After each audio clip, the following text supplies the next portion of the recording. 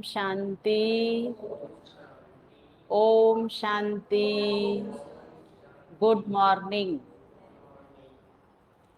आज प्यारे बाबा के 7 जुलाई 2022 के मधुर महावाक्य हैं। बाबा बोले, मीठे बच्चे, 21 जन्मों के लिए रावण की जंजीरों से लिबरेट होना है। 21 जन्मों के लिए रावण की जंजीरों से लिबरेट होना है, तो बाप की श्रीमत पर चलो। बाप की श्रीमत पर चलो। बाप आते ही हैं तुम्हें सब दुखों से लिबरेट करने। बाप आते हैं तुम्हें सब दुखों से लिबरेट करने। प्रश्न है, सबसे भारी मंजिल कौन सी है, जिसका पुरुषार्थ बहुत काल से चाहिए? देवी देवता बनना ये मंजिल भारी नहीं है, लेकिन देवी देवता बनने से पहले की जो मंजिल है वो बाबा पूछ रहे हैं। तो पहले वाली मंजिल याद है?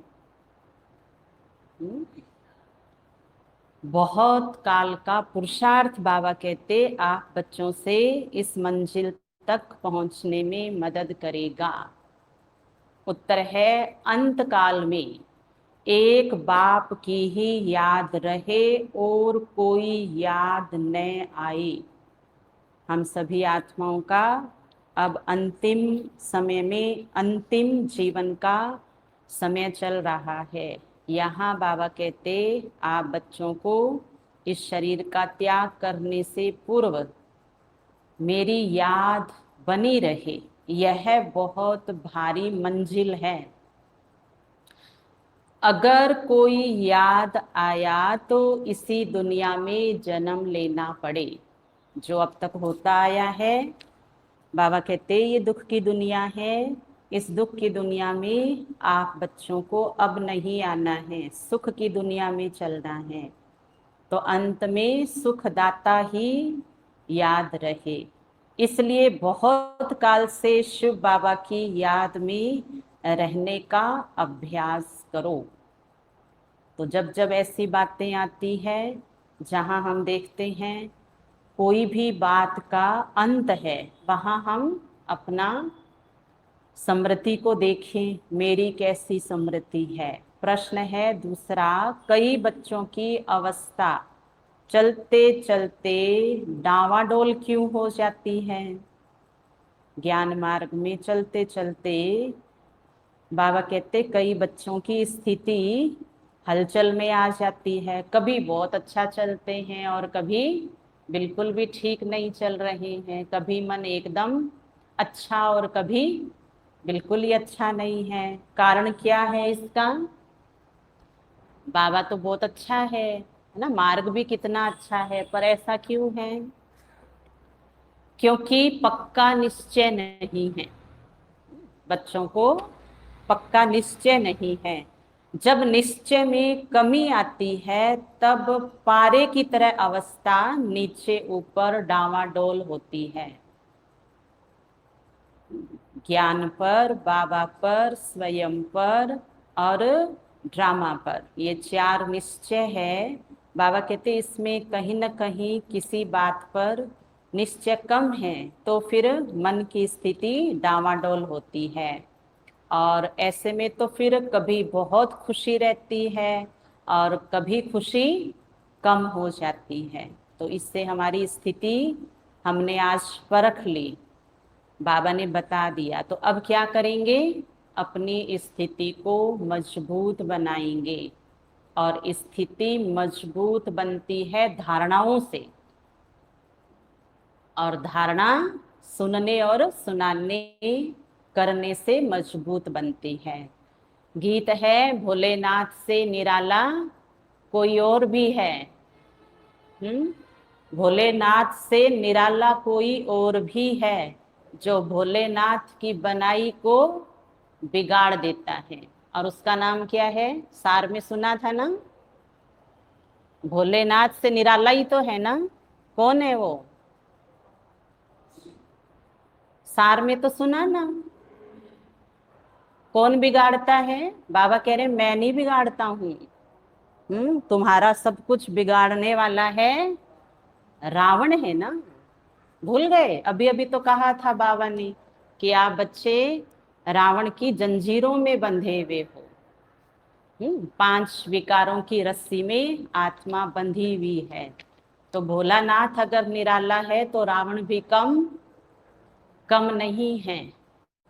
लेकिन बाबा से तो ज्यादा नहीं है ना।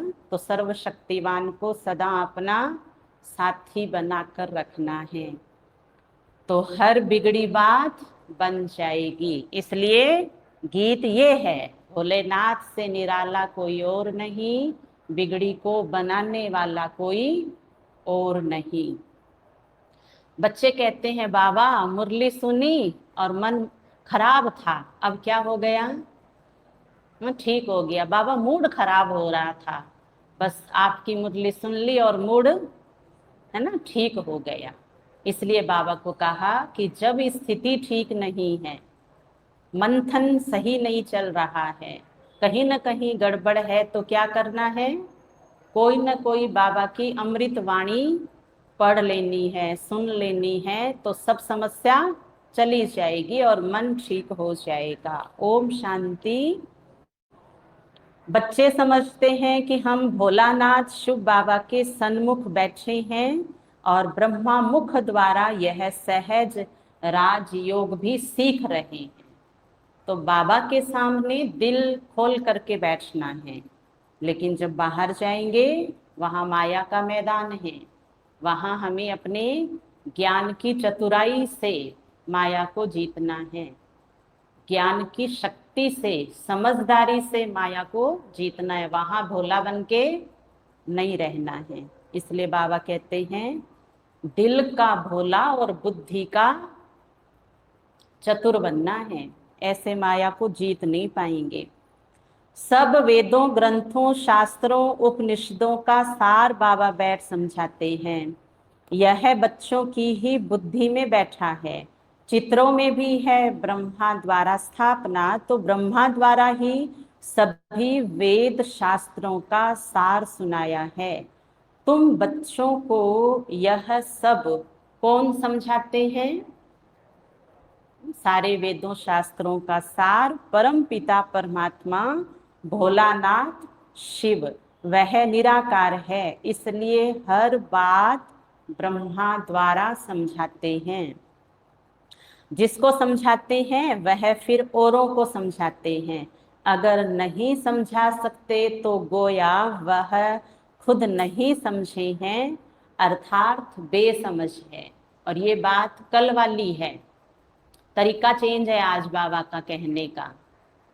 कल बाबा ने कहा था ना सबूत लाओ, कितनों को मेरा परिचय दिया? यात्रियों को दिया जो यात्रा पे जा रही हैं। ट्रेन में कितनों को परिचय दिया, फिर मेरे पास कितनों को लेके आए। मंदिर में गए कल, किसी एक न एक आत्मा को परम पिता का परिचय दिया? नहीं दिया ना। हाँ देखो, एक भी हाथ नहीं उठा है। तो अब बाबा कह रहे हैं देखो, कल बच्चों की बुद्धि के ऊपर बेसमझ बुद्धि थी। बुद्धि कैसी बन गई थी? है ना, बेसमझ।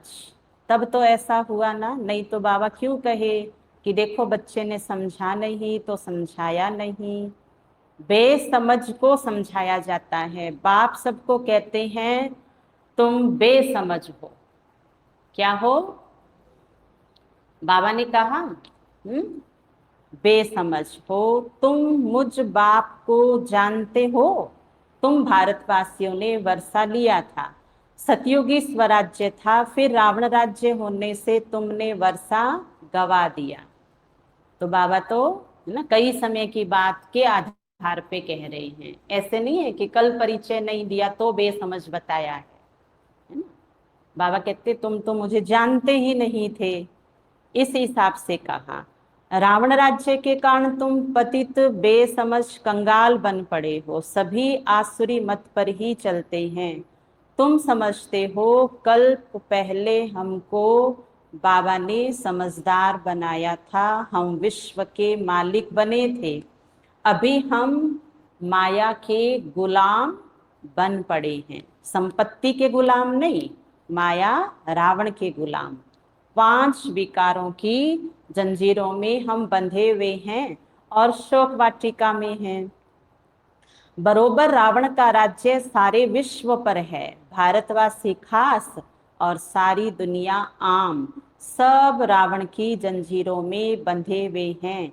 इसलिए जो कुछ करते हैं रोंग करते हैं, श्रेष्ठ कर्म नहीं होते हैं।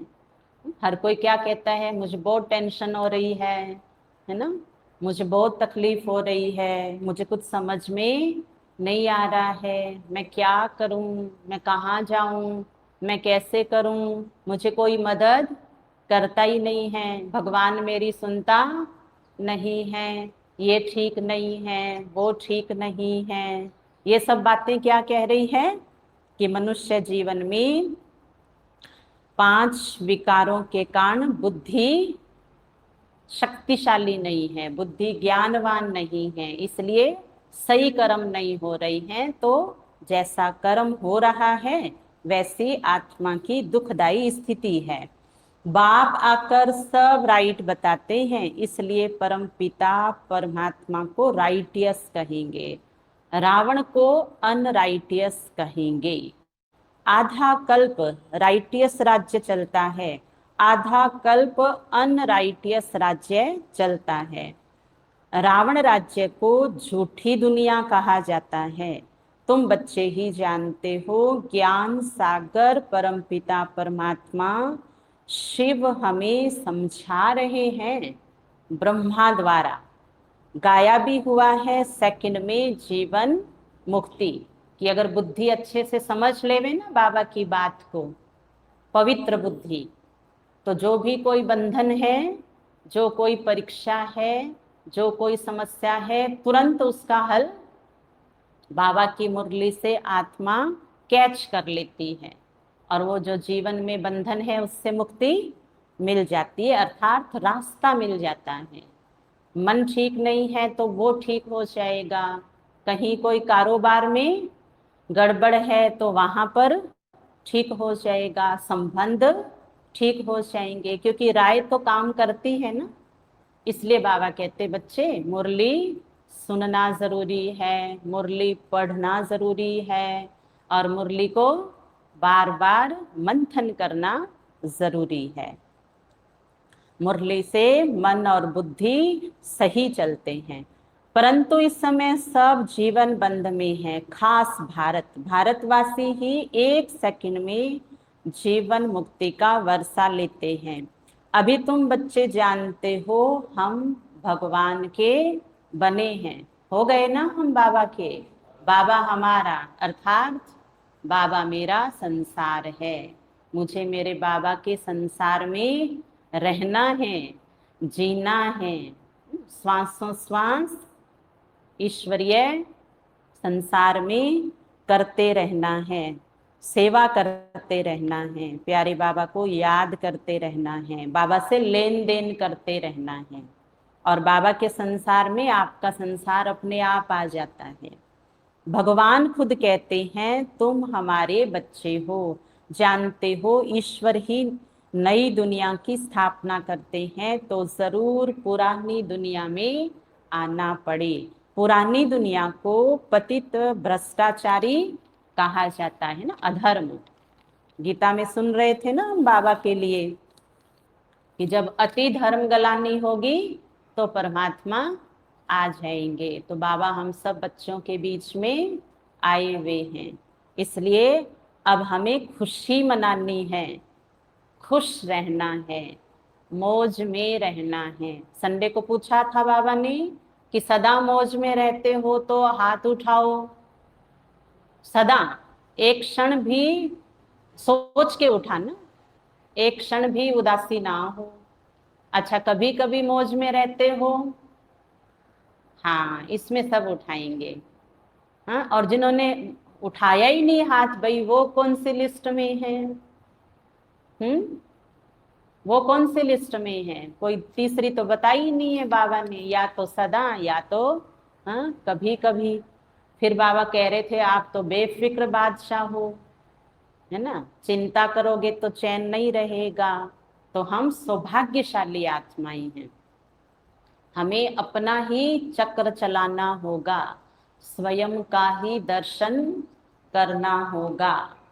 तो स्वयं का दर्शन किया। कल चक्र किस किस ने चलाया, आज सुबह या कल? देखो चक्र नहीं चलाया। अच्छा, चार धाम की यात्रा कौन कौन करके आए? चार धाम की यात्रा। अच्छा, डायमंड हॉल में कल कौन कौन जाके आए थे? हम्म अच्छा, बाकी जो किसी में ही हाथ नहीं उठा रहे हैं, क्या उन्होंने सेंटर का चक्कर लगाया? श्याम भाई। हम्म श्याम भाई क्या हुआ? हम्म अब ध्यान रखो, कभी भी पूछा जा सकता है, क्योंकि स्व दर्शन से स्व चिंतन, स्व चिंतन से स्व परिवर्तन। और ये नहीं था तो क्या था? पर दर्शन, फिर पर चिंतन, और फिर था परपंच। और प्रपंच में क्या हुआ? स्थिति डावाडोल हो गई थी। तो हमें सदा सदा चार धाम, बाबा का रूम, झोंपड़ी, हिस्ट्री हॉल और शांति स्तंभ, इसकी डेली यात्रा करनी है। और स्वयं का चक्र स्वयं डेली चलाना है। और एक बार तो डायमंड हॉल में भी जाकर के आना है कि देखूं आज बाबा आया होगा। वो तो मंच वो का वही है, वही सभा है। और इस बार तो मैं बिल्कुल एक नंबर सोफे पे बैठा हूँ, क्योंकि वहां और कोई है ही नहीं। सारी दादियां कहाँ हैं? सारी दादियां तो ऊपर है सूक्ष्म वतन में। तो बस मैं ही सामने बैठा हूँ, मैं ही बैठी हूँ। और बाबा आ गए हैं, और मैं बाबा से आज करेंगे ऐसा सारा टाइम, शाम को, आज दिन में तैयारी करना और शाम को पूरा अनुभव करना। पूरा डायमंड हॉल मेरा है, बाबा मेरे सामने अवतरित है और मधुर वाणी चला रहे हैं। फिर मैं भोग खिला रही हूँ बाबा को, जैसे दादी खिलाते हैं ना, ऐसे मैं भी भोग खिला रही हूँ। और फिर बाबा दादी जानकी की तरह मुझे अपने गले लगा रहे हैं। फिर बाबा ने मुझे भोग खिलाया है, और अब देखो मैं लास्ट में बाबा को विदाई दे रही हूँ। डायमंड हॉल आपका ही है, और बाबा किसका है? हाँ, वो भी तो आपका ही है ना। सब खाली पड़े हैं, जहां जाकर के बैठ के बाबा से मिलन करना चाहें अब कर सकते हैं। इसको कहते हैं बेहद की याद की यात्रा। इतना खुद को बिजी करना होगा, क्योंकि सारी बातों से मुक्त करने का अर्थ है बाबा से बातें करते रहना। बाबा कहते मुझे बुलाया है कि दुख से लिबरेट करो। मनुष्य जानते ही नहीं है कि दुख का राज्य कब और कौन स्थापन करते हैं।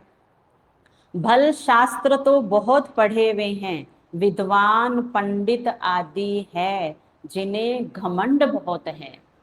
क्योंकि मनुष्य के ज्ञान से तो सदा ही सबको ही क्या आया है? हाँ, घमंड ही आया है। यहाँ तक बाबा हम बच्चों को भी कह देते हैं कि आप बच्चे भी अगर देह अभिमान में सुनते हो, देह अभिमान में सुनाते हो, तो वो भी क्या आ जाता है? ज्ञान का उल्टा नशा आ जाता है।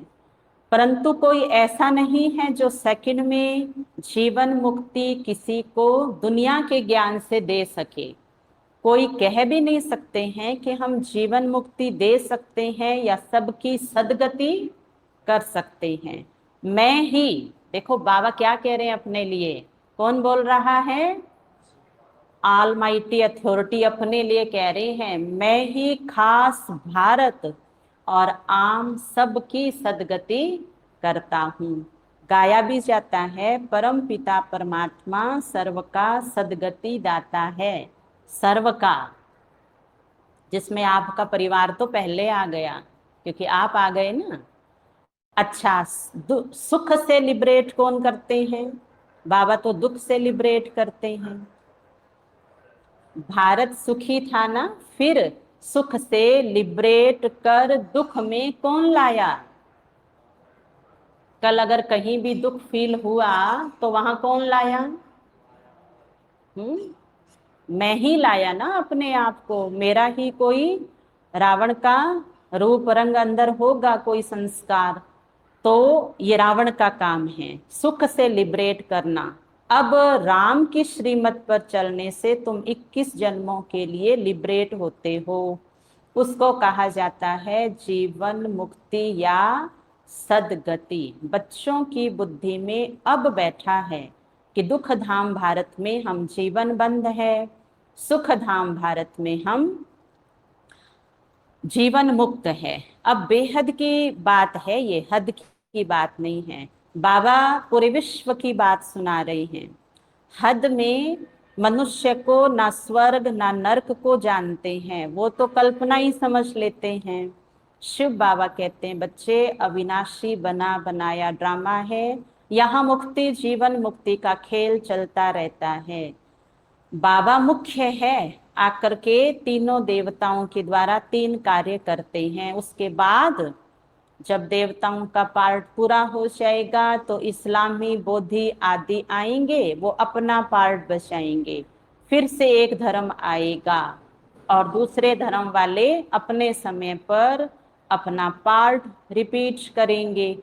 अब तुम बच्चे जानते हो इस समय ब्राह्मण कुल की रिपीटेशन है।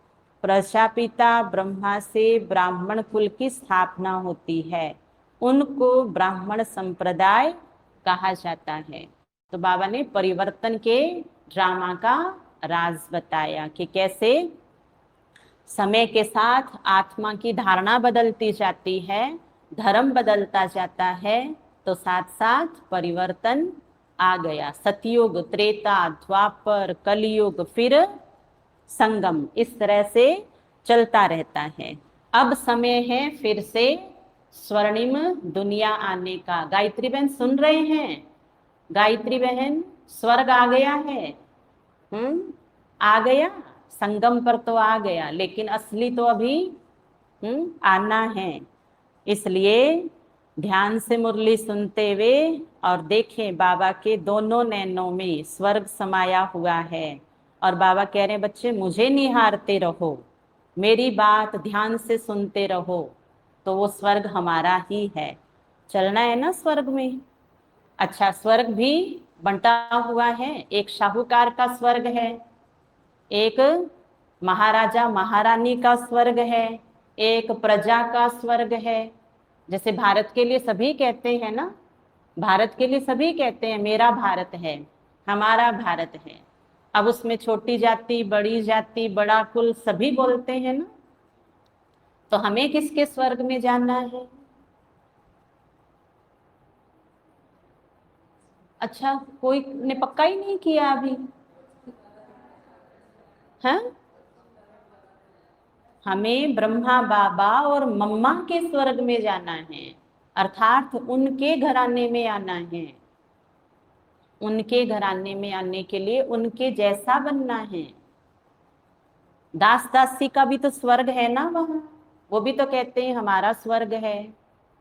तो बाबा कह रहे हैं बच्चे इन गुलामियों, ये जो माया की गुलामी की जो जंजीर है ना, तोड़ो इसको, छोड़ो तो छूटो। किसी ने, आप में से कोई ऐसा है किसी ने उसको बांध रखा है? नहीं ना, बाबा का तो कोई बच्चा नहीं है। इसलिए खुद को खुद अपनी बेड़ियों से छुड़ाना है, तब आएंगे ब्रह्मा बाबा के मम्मा की राजधानी में। निश्चय चाहिए, है ना, निश्चय होगा तो आगे बढ़ेंगे।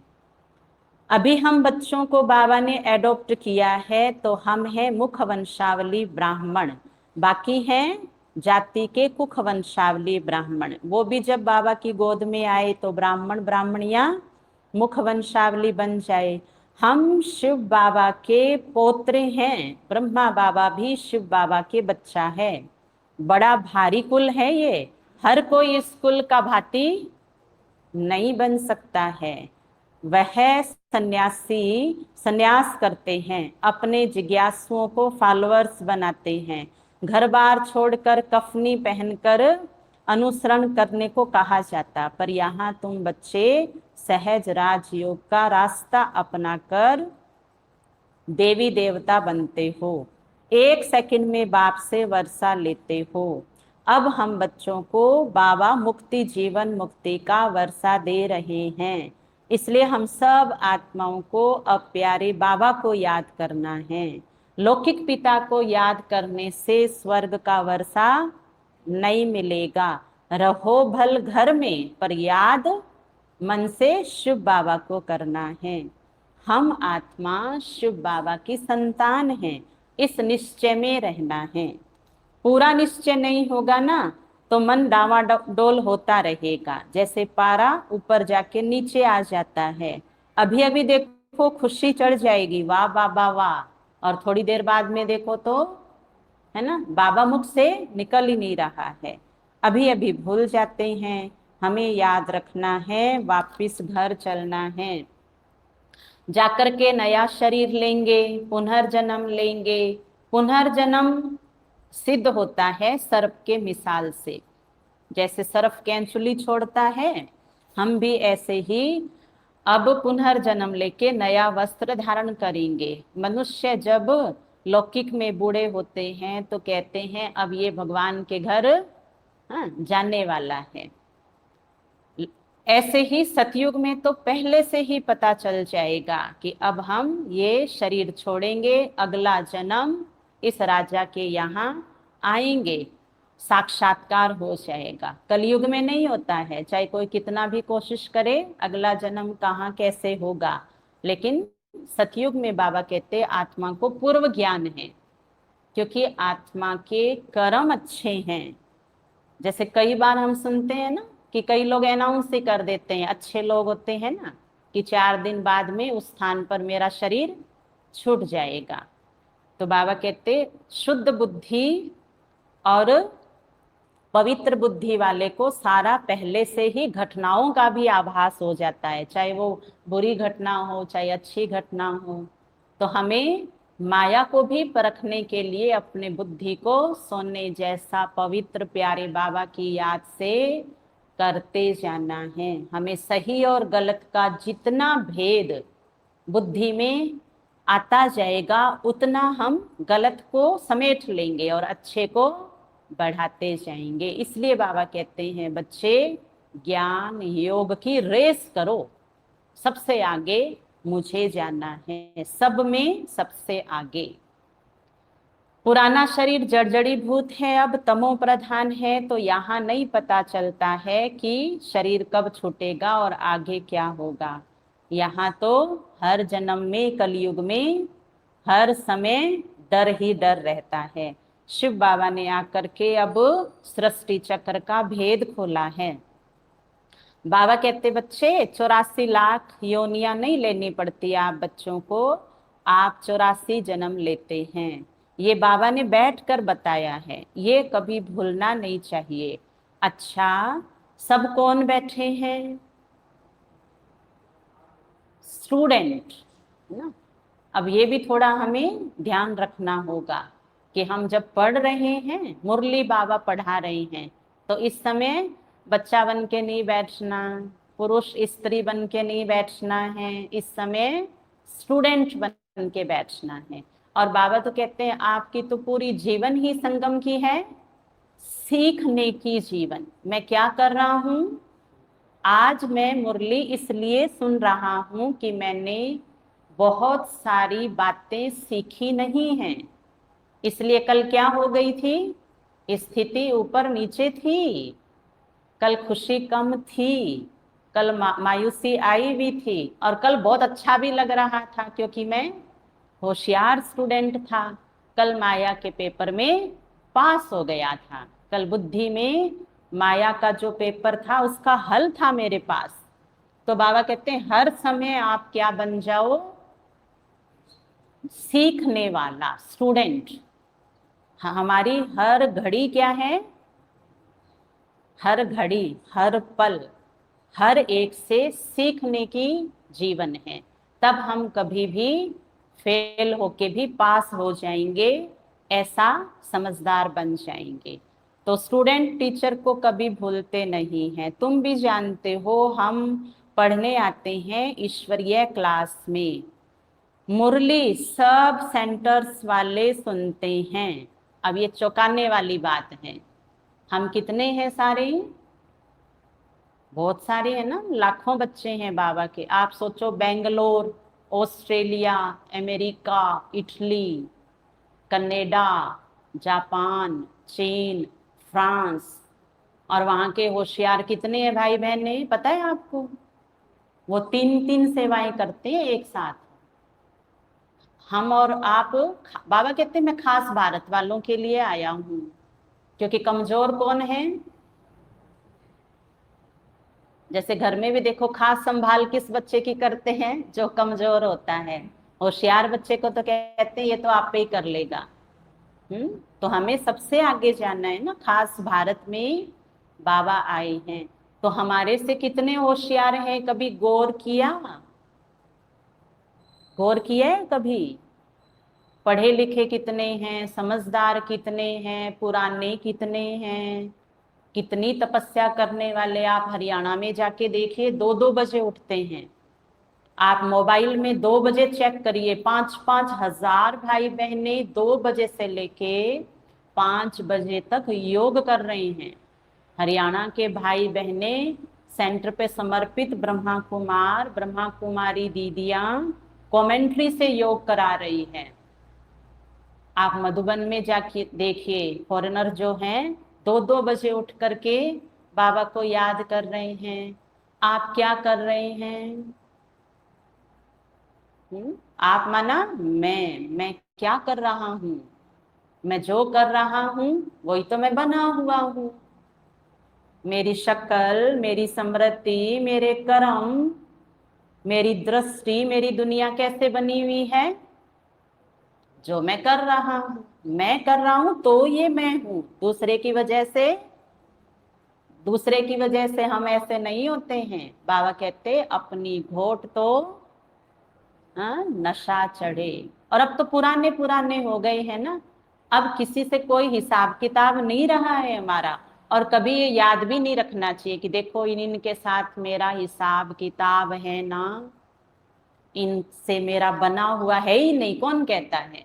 बाबा की गोद में आ गए हम तो, इसलिए भूल से भी किसी को अपना और अपने को किसी का बना करके चलना नहीं है। मेरा हिसाब किससे है? बाबा से है। तो बाबा कहते आप अगर सोचते भी हो ना कि मेरा हिसाब इनके साथ है, वो मैं कर दूंगा ठीक। मेरा हिसाब सिर्फ मेरे बाबा से है और बाबा की सेवा से है। तब जाकर के विद्यार्थी बन करके सीखते हुए मजबूत बनते जाएंगे। तो मुरली बाबा कहते मैं सेंटर पे बैठा हूँ, जो बच्चे आए हुए हैं वो सेंटर में मुरली सुन रहे हैं और सुन सुन करके चैतन्य हो रहे हैं। पढ़ाने वाला ज्ञान सागर बाबा है। बाबा को ही गति सदगति दाता और पतित पावन विश्व को स्वर्ग बनाने वाला कहा जाता है। हम सब हैं ईश्वरीय संतान। जितना पढ़ेंगे उतना श्रेष्ठ ऊंच पद पाएंगे। पढ़ाई भी बड़ी सहज है, 2 अक्षर हैं। बेहद के बाप को याद करो, स्वर्ग मिल जाएगा। अंत काल में अगर कोई दूसरा याद आया, जो अंत काल स्त्री सिमरे वल वल वैसी योनि पाए। बाबा कहते हैं मंजिल बहुत नजदीक है, अब जो छलांग लगाएगा वो पार हो जाएगा। सावधानी से सीढ़ी पर संभल कर चलना है, एक दो को सावधान करते रहना है। शिव बाबा को याद करते रहो। बाबा बैठ बच्चों को समझाते हैं, बच्चे इन गुरुओं का भी मुझे उद्धार करना है। अब बताइए किसके द्वारा? किसके द्वारा? साधु संतों का उद्धार याद आया माताओं को? बाबा ने खास बोला है मुरली में, ध्यान से सुनना कि इन गुरुओं का मुझे उद्धार करना है तुम माताओं द्वारा। हे माताएं तैयार हो? उर्मिला बहन हाथ नहीं उठाया है। बस एक दो माताएं हैं पीछे वाली, बाकी नहीं। हाथ से कह रहे हैं बाबा, ये तो उल्टा हाथ है, ये वाला नहीं है, इधर वाला राइट है। हाँ हाँ, अब देख रहा है बाबा, आज आपको देखेगा बार बार। अच्छा इन्होंने हाथ उठाया, चलो मैं एक संत को भेजता हूँ, है ना। संत को आप क्या बोलेंगे अगर आ भी गया तो? अपने को आत्मा समझ पिता शिव को याद करो, मुक्ति मिल जाएगी। वो आपको देखते रह जाएंगे, क्योंकि दो ही शब्द है ना। कि आपको इतना ही नहीं पता है कि अपने को आत्मा समझ के बाबा को याद करना है, इतने से ही कल्याण हो जाएगा। तुम माता गुरु बिगर कोई का भी उद्धार नहीं होना है। माता को ही निमित्त रखा जाता है, जगदम्बा मुख्य है, उनका देखो कितना प्रभाव है। ब्रह्मा का इतना नहीं है। पुष्कर में एक मंदिर है, वहां पर बहुत करके पुरुष जाते हैं, लेकिन देवियों के मंदिर में सब जाते हैं। बहुत देवियों के मेले लगते हैं। गुरुओं की मत पर चलते चलते बहुत धक्के खाए, फायदा क्या हुआ? कुछ भी नहीं। उतरती कला हो गई, पतित बन गए, वापिस कोई नहीं गए। अब मनुष्य सब समझ गए हैं। बाबा कहते हैं इस दुनिया में मनुष्यों को कितना दुख है, सब जर्जरीभूत है, सब आ गए इसमें। कदम कदम पर दुख बढ़ता ही जा रहा है। तुम बच्चे समझते हो, बाहर तो बिल्कुल बेसमझ है, बाप को ही नहीं जानते हैं। कहते भी हैं तुम मात पिता गायन है, स्वर्ग बनाते हैं, पर जानते नहीं कि अब स्वर्ग की स्थापना स्वयं परम पिता आकर के कर रहे हैं। और जब स्वर्ग आएगा तो बाकी सब धर्म नहीं रहेंगे, एक धर्म की स्थापना हो जाएगी, आधा कल्प तक चलेगी। सूर्यवंशी और चंद्रवंशी स्वराज्य आ जाएगा, जो हमारा जन्म सिद्ध अधिकार है, बाबा के द्वारा हमें मिलता है। हम अपने स्वर्ग की स्थापना कर रहे हैं, राज्य करने के लिए लायक बन रहे हैं, और बाबा हमको पढ़ा के लायक बना रहे हैं। बाबा रोज रोज समझाते हैं पक्का करने के लिए। अच्छा कब लगता है हमें? मुरली अच्छी लगनी चाहिए कब? कि बाबा हमें पक्का बनाने के लिए समझा रहे हैं। पक्के हैं क्या? केवल ये देख रहे हैं बाबा। तो हमें भी अपने आप को आज दिन भर देखना है कि हाँ मुरली नई है आज की। क्यों है ताजा, क्यों लग रही है? क्योंकि हमें और पक्का बनना है। माया बाबा कहते समझदार बहुत है। माया समझदार बहुत है, तुम्हें मुझे याद करने नहीं देगी। मनुष्यों के मुखड़े दिखा देगी और बाप का मुखड़ा भुला देगी। तुम कितना भी कोशिश करो बाबा को याद करने के लिए, याद के समय युद्ध तो चलेगी। इसलिए याद के समय से पहले भी माया का हल निकाल लेना है। बीच बीच में ज्ञान के बल पर स्थिति को ठीक करके बैठेंगे ना, तो योग में माया को आने नहीं देंगे। नहीं तो सब क्या क्या कहते हैं, मैं जब योग में बैठता हूँ ना तब सारी बातें याद आती हैं, हर वो बात जो इतनी खराब, इतनी बुरी, और ऐसे ऐसे तो चेहरे आते हैं सामने कि बस उठ ही जाता हूँ फिर तो योग से। नहीं शिव कुमार भाई, ऐसा है? चलो रोज नहीं है तो कभी कभी तो होगा ना ऐसा। उर्मिला बहन, इसलिए ना अमृत वेला आज तक मेरा कोई खास पक्का नहीं हुआ है, और शाम का योग कोई तो करने भी नहीं देता है।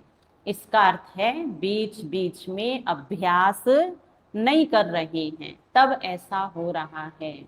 हर घंटे में 1 मिनट और 8 बार हमारा ट्रैफिक कंट्रोल, और अपने आप ही हम अपनी तरफ से भी करें अभ्यास, तब योग में टिक सकते हैं। तुम कर्म योगी भी हो। हाँ, बच्चे आदि तंग करने लगते हैं। आई ना बात। बाबा कहते रौरव नरक है, दुख देने वाली संतान है। वहां होते हैं सुखदायी संतान, क्योंकि सुख धाम है ना। वहां कोई ऐसी चीज होती नहीं जिससे दुख हो व मैलापन हो। यहाँ तो कितना दुख है, बीमारियां भी कैसी कैसी गंदी निकलती हैं। आगे थोड़ी ही थी, कैंसर की बीमारी का नाम भी नहीं सुना था, और अब तो कॉमन बात हो गई ना। हर हर एक अंग में कैंसर हो जाता है।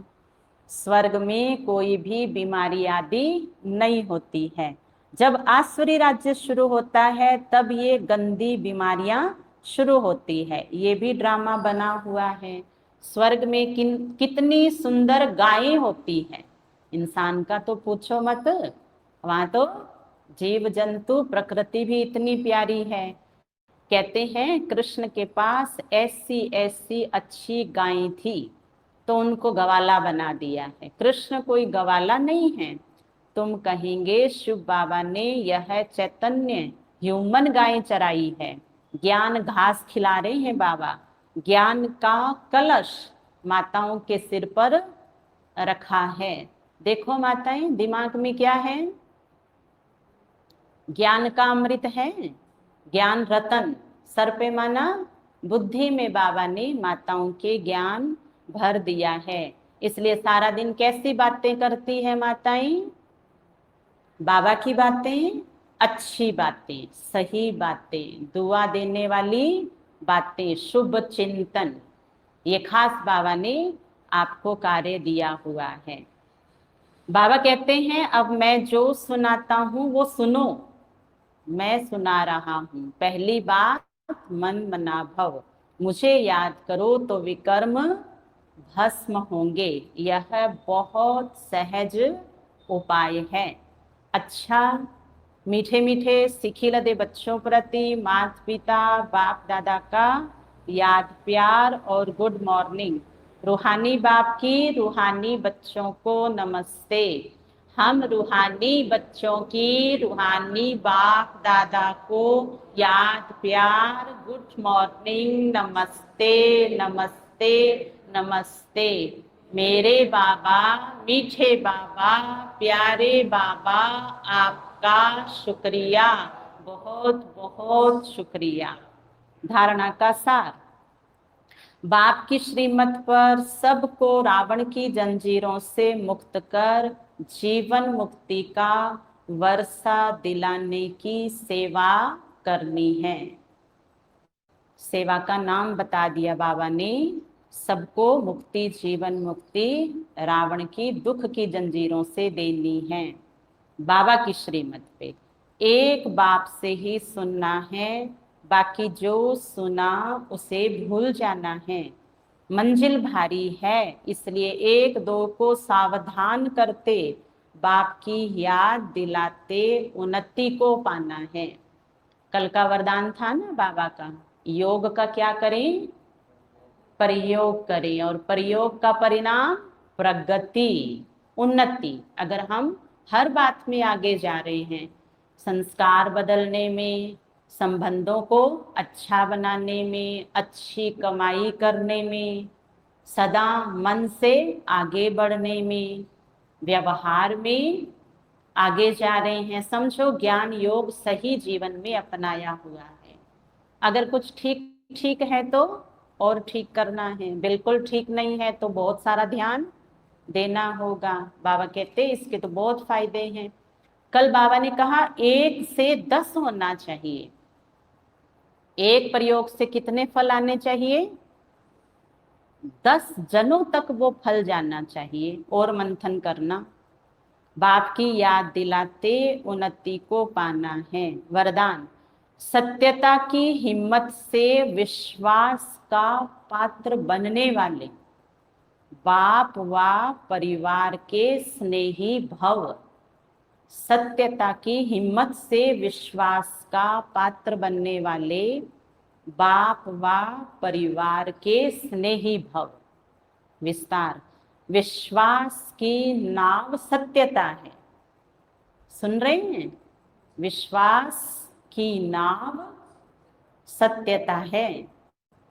दिल और दिमाग की ऑनेस्टी है तो उसके ऊपर बाप का, परिवार का स्वतः ही दिल से प्यार और विश्वास होता है। इसलिए ऐसे सत्य स्वरूप बच्चे भले सभा में नहीं हैं, पर निमित्त को और बाबा को याद रहते हैं।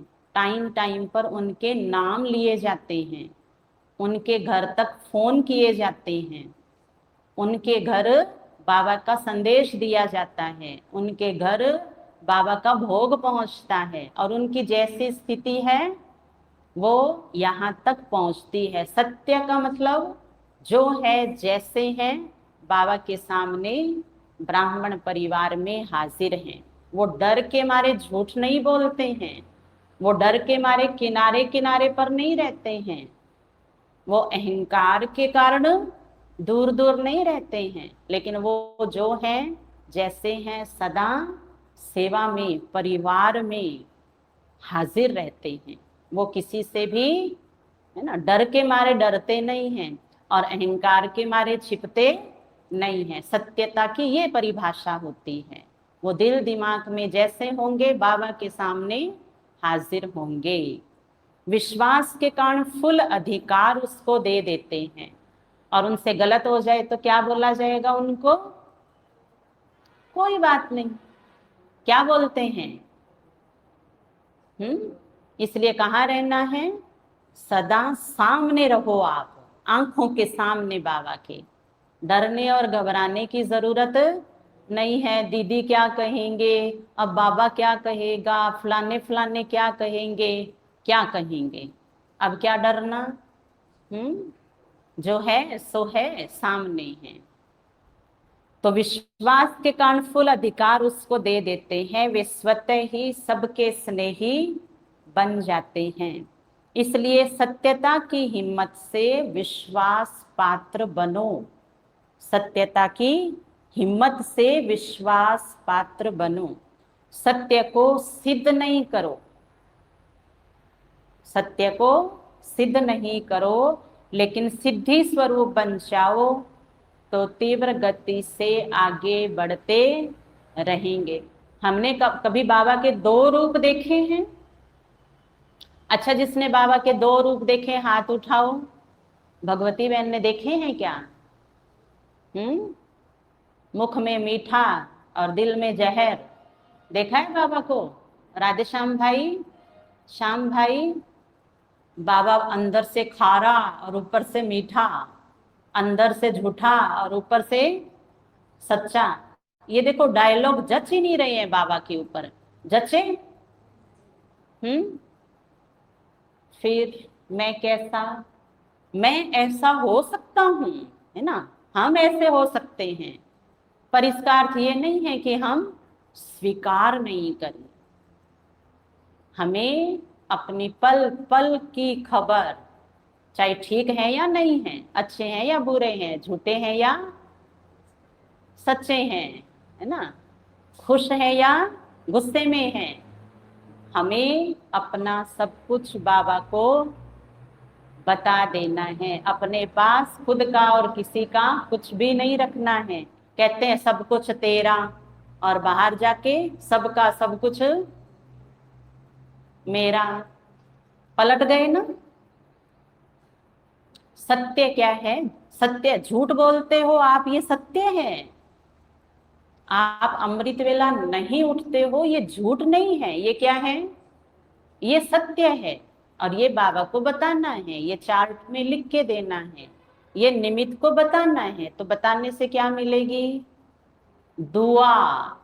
बताने से मिलेगी दुआ मिलेगी। डांट में दुआ ही होती है, और दवाई भी मिलेगी। कौन सी? कि आंखों में तेल डाल लेना, जल्दी सो जाना, ये दवाइयाँ ही तो है। थोड़ा खाना कम खाना, और क्या है ये?